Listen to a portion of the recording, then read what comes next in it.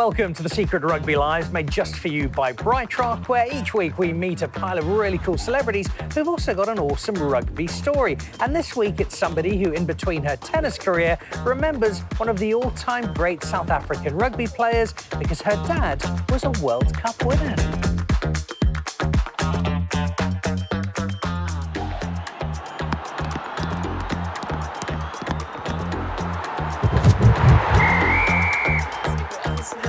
Ruben Kruger, World Cup winner. At what point did you realise that he wasn't just dad, that there was this other story to him? I think it actually was like after his passing, when people started talking about him and always telling me stories about, you know, how they played with him and, you know, all the legacy that he left like behind. And I think that's when I realised, I was like, wow, this is actually like really cool, you know. And I mean, I always looked up to him, but I mean, I think I gained a different type of respect for him as well as the time went on.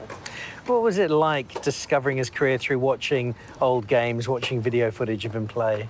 I think when I play tennis, like, you know, the little bit of people that sometimes, you know, comes to watch, and realizing how much there was in the World Cup and the tournaments that he used to play. I mean, you just look and I'm really amazed by the type of like player that he was on and off the field, and, you know, just he really like made a really big impact on the rugby world. And you also hear from people's stories and watching videos and all this type of things. So I'm very honoured to have him as my dad. I'm sure you'd have much inspiration from him, from who he was. Is he there with you when you're on the tennis court? 100%. I always like look up to, you know, the type of things that he left for us, and like the words that he used to say and the inspiration that he used to give us as kids, you know. And we never really realised how big of an impact it would have had on our career now. And there's so many little pieces of advice that he left for us, and, you know, like we'll never forget those kind of things, even in tough situations when we get injuries and all those type of things. Like, it's definitely something to look up to.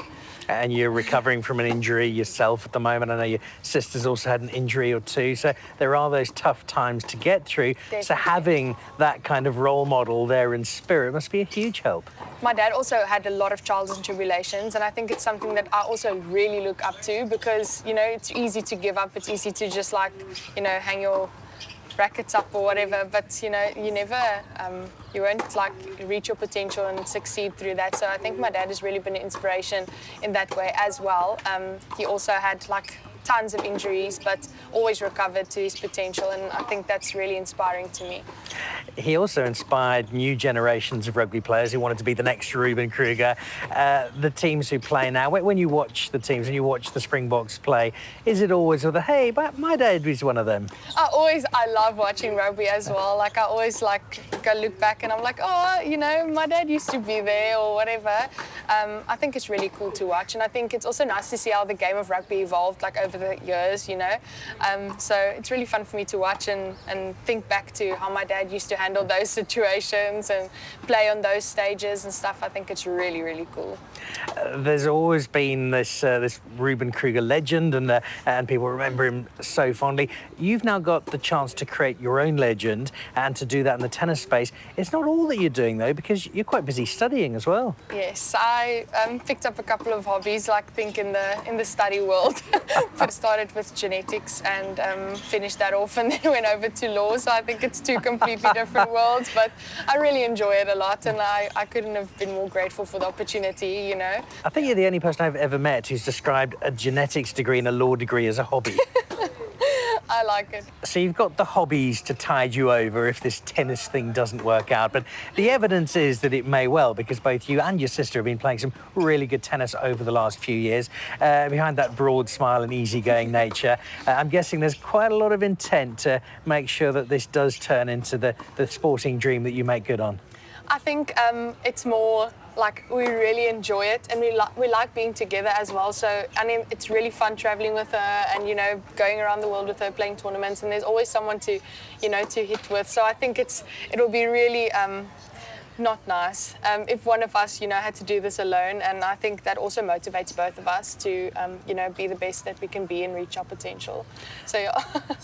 So the benefit of having some really close family with you, but there's also that broader family that you never really lose once somebody's become part of the Springbok community, because I've always seen that in South African rugby. It is a very close-knit group. Do you still feel part of that?